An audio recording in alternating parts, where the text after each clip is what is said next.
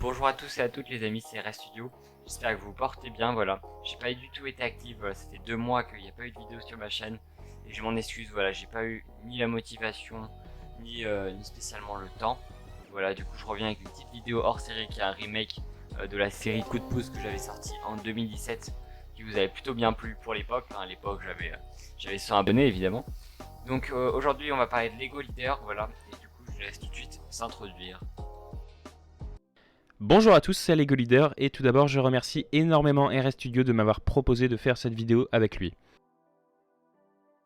J'ai lancé ma chaîne YouTube Lego Leader en janvier 2017 et aujourd'hui j'ai 300 abonnés. J'ai commencé à faire des mocks et à collectionner des sets Lego Star Wars depuis 2010. A l'époque, mes modèles sur YouTube étaient des personnes comme Starfishman, France Lego Boy ainsi que Republic Attack qui est toujours en activité. Dans la vraie vie, j'ai 21 ans et hormis les Lego, j'ai comme passion le cinéma et les effets visuels. Aujourd'hui, j'ai terminé 3 ans d'études de cinéma et me suis spécialisé dans les effets spéciaux numériques. Cela m'a permis d'appliquer mes connaissances dans ce domaine sur la vidéo présentation de mock. À présent, je vais vous dévoiler mon processus de création commun à chaque nouvelle vidéo que je poste sur YouTube. Donc nous voilà ici dans le logiciel de montage que j'utilise. Moi c'est Adobe Premiere Pro, il y en a des gratuits, il y en a des payants, des logiciels. Moi celui-là c'est le plus utilisé pour YouTube en général. Voilà, je m'en sers depuis des années et ça me va très bien.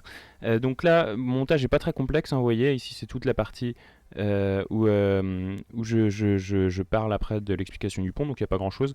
Et là en fait il n'y a pas grand chose, hein, c'est juste des images que je viens ajouter sur la musique. La musique c'est très très important. Vraiment pour moi c'est là-dessus que je base toute l'ambiance de ma vidéo, que ça m'inspire pour les effets, les transitions et donner vraiment l'ambiance et, euh, et la personnalité à la vidéo. Donc je vous conseille un peu un conseil que je peux donner, de faire très attention à la musique que vous utilisez si vous en utilisez une. Donc là voilà, il y a mes images. Comment ces images je rajoute ces effets? Je ne les fais pas ici dans Premiere Pro, je les fais dans deux logiciels différents, enfin même trois différents. Tout d'abord j'en ai un ici qui s'appelle Nuke qui me permet de retoucher les images. Alors vous pouvez faire ça dans Photoshop, dans ce que vous voulez. Moi je le fais là-dessus, c'est vraiment un logiciel pro plus pour le cinéma. Mais voilà, moi je ne vais pas expliquer là du tout un tuto poussé du logiciel, que quelque logiciel que ce soit. C'est vraiment pour expliquer les techniques et très rapidement les étapes. Alors tout d'abord vous voyez que je filme ça, je prends une photo sur fond vert. Donc j'enlève le fond vert, j'explique pas les détails, comme dit, ça va aller assez vite. Et donc là je récupère juste une image comme ça avec de la transparence qui est en noir derrière. Et derrière lequel je viens ajouter un fond. Le fond c'est assez marrant, je vais vous montrer en fait ce que c'est. C'est une image ici, alors c'est une image libre de droit parce que c'est moi qui l'ai créée dans un logiciel. C'est une image ici qui est à 360 degrés, vous voyez, qui fait 10 000 pixels ici, on peut voir, par 5000 pixels. Donc c'est une image absolument immense de très bonne qualité. Vous voyez, on peut zoomer dedans sans problème. Et en fait, cette image, je vais la projeter dans un espace 3D ici. Vous voyez, on est en 3D, sur une sphère. Et ça va me permettre, en fait, avec une caméra, donc à la mettre sur une sphère, l'image, ça la déplie complètement correctement. Et donc là, quand je vais dans ma caméra ici, et ben, donc là, c'est une mauvaise qualité. Mais si je regarde ici le rendu, voilà, ça m'affiche ça. Et si je bouge ma caméra, vous voyez par exemple ma caméra, je vais la bouger, je vais faire un retail de 40 degrés ici. Et bien là on regarde le ciel. Là si je fais un Z 40 degrés, on est pivoté sur la gauche. Donc voilà, je peux faire ce que je veux. Pareil, un 35 ici, là on change complètement de vue. Et donc ça me permet de choisir une vue appropriée pour chaque scène. Alors cette image, comment je l'ai créée très rapidement, hein, je vais montrer. C'est dans un autre logiciel ici qui s'appelle TerraGen. Ce logiciel en fait il me permet de faire, alors, une planète en fait entière en 3D. Vous voyez ici, si je dézoome, ça fait une planète, c'est très long à calculer, mais ça vaut le coup. Et donc en fait, je peux mettre les textures que je veux, les nuages que je veux, l'atmosphère que je veux, le soleil le placer où je veux, l'horaire que je veux. Et évidemment toutes les textures, là c'était un peu du sable rocheux avec de la roche. Et voilà. Et donc je fais un rendu de cette image en 360 degrés que je peux importer ici, projeter sur ma sphère et je la sors ici au final selon l'angle que je veux et je l'ajoute en arrière-plan de cette image.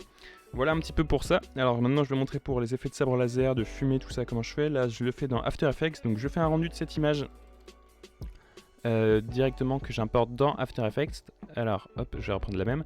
Et ici vous voyez que l'image au début c'était comme ça et je viens de rajouter plein d'effets différents.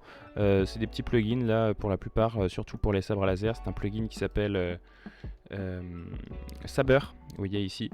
Et donc ce plugin là me permet de choisir la couleur du sabre, de choisir la longueur ici vous voyez, et donc c'est assez pratique pour le sabre laser, ça se fait en 2 secondes.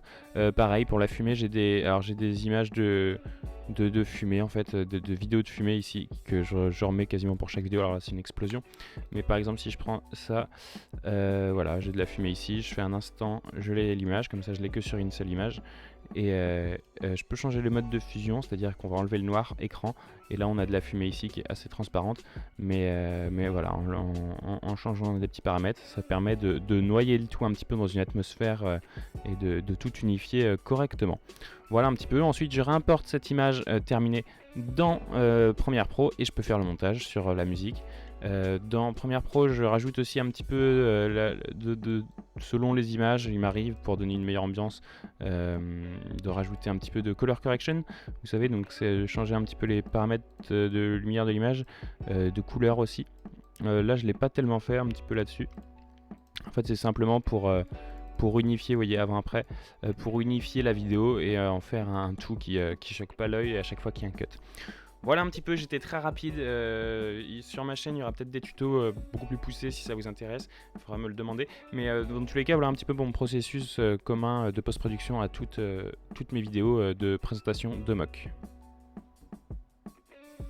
Je vous remercie d'avoir regardé la vidéo jusqu'à son terme. Je vous invite très fortement à aller voir le contenu que produit Lego Leader sur YouTube, qui est vraiment très qualitatif. Tous les liens des vidéos que j'ai utilisées de sa chaîne YouTube, de ses différents réseaux sociaux sont dans la description. Voilà. J'espère que ça a pu vous intéresser. Moi j'ai été passionné par tout le processus de post-production. Voilà comment on partait d'un fond vert pour obtenir un effet très très esthétique à mon goût. Voilà. Encore merci d'avoir été aussi nombreux à regarder la vidéo jusqu'au bout. C'était RS Studio. N'hésitez pas à vous abonner, à liker et à commenter. Allez, à plus.